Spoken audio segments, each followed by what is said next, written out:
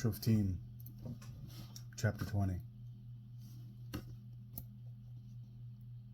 All the people of Israel came out, from Dan to Beersheba, including Gilad. The community assembled with one accord before Adonai at Mitzpah. The leaders of all the tribes of Israel presented themselves in the assembly of the people of God. 400,000 foot soldiers, armed with swords. Now the people of Binyamin heard that the people of Israel had gone up to Mitzpah. The people of Israel said, "Tell us, how was this crime committed?"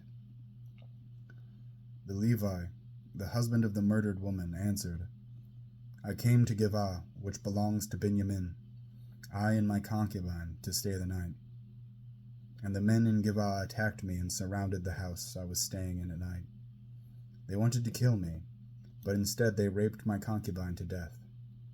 I took my concubine's body, cut it into pieces, and sent them throughout all the territories belonging to Israel, because they committed a shockingly obscene and degrading crime in Israel.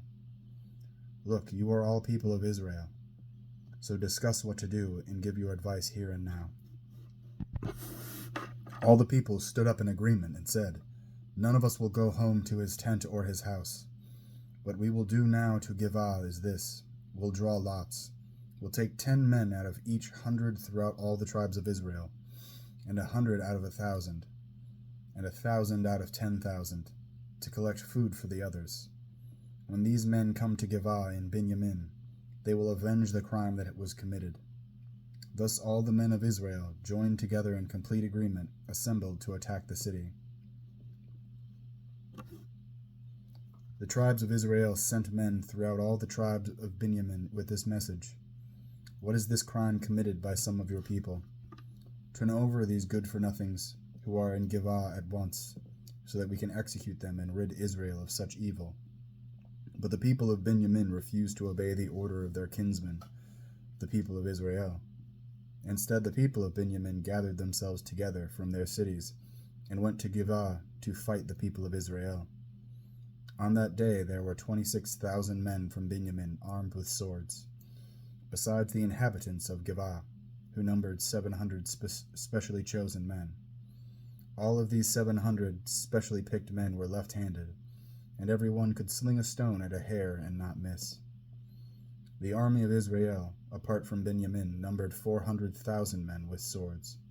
They were all experienced soldiers. The army of Israel began by going up to Bet-El, where they asked God, who should go up first to attack the army of Binyamin. Adonai said, "Yehudah first." So the army of Israel got up in the morning and set up their camp near Giv'ah.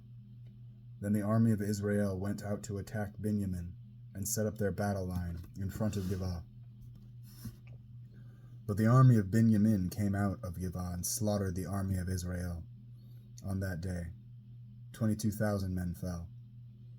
The people, the men of Israel, restored their morale and again positioned themselves for battle where they had been the first day.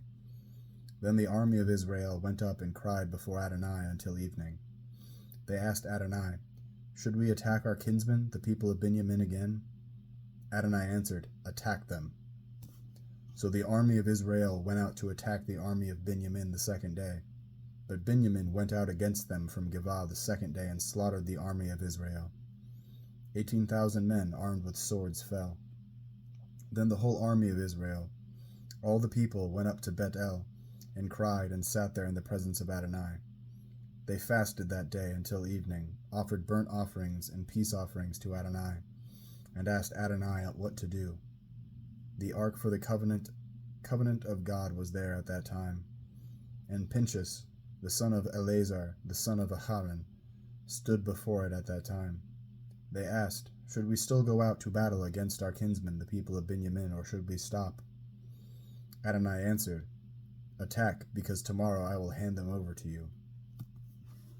Israel hid some men around Giv'ah, and on the third day Israel attacked the army of Binyamin and took a position against Giv'ah, as they had the other times. Again the army of Binyamin went out against the people. Lured away from the city, they began attacking and killing some of the people, as they had the other times.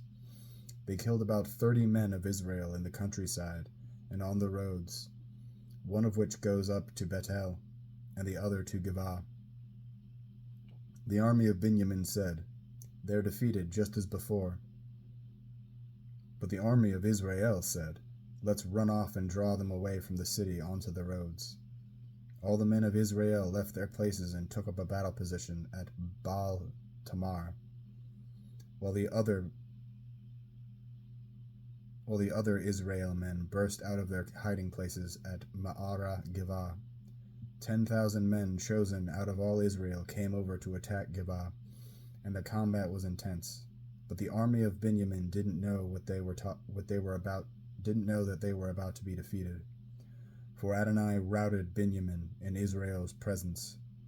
That day the army of Israel destroyed 25,100 men of Binyamin, all of whom carried swords, and the people of Binyamin realized they had been beaten. The men of Israel, trusting the ones they had put in place to ambush Binyamin, gave ground to the men of Binyamin. Then the men who had been lying in wait rushed in on Giv'ah, drew their swords, and destroyed the city. The army of Israel and the ambushers had agreed that as a signal they would make a huge cloud of smoke rise from the city, at which time the men of Israel would turn back. When this happened, Binyamin began to attack. They killed about 30 of Israel's men and said, "Clearly we're defeating them again, as in the first battle." But when the smoke signal began to rise from the city, the men of Binyamin looked behind them and saw the whole city going up to the sky in smoke. Then, as the men of Israel reversed direction, those of Binyamin were overcome with terror. When they saw that disaster had come upon them, they turned their backs on the men of Israel and made for the road to the desert. But the battle followed them, and those who came out of the city destroyed them from the rear. They surrounded the men of Binyamin, chased them and trampled them down across from Giv'ah on the east. 18,000 men of Binyamin fell, all of them experienced soldiers. They turned and fled toward the desert to the rock of Rimmon, and 5,000 of them were killed on the roads. They followed them to Gidom and killed another 2,000. Thus the total number of Binyamin who fell that day was 25,000 experienced sword-bearing soldiers. But 600 turned and fled toward the desert to the rock of Rimmon, and lived there 4 months. The men of Israel turned back on the people of Binyamin, and killed them with the sword, the entire city, the cattle and everything they found. Moreover, they set on fire all the cities they encountered.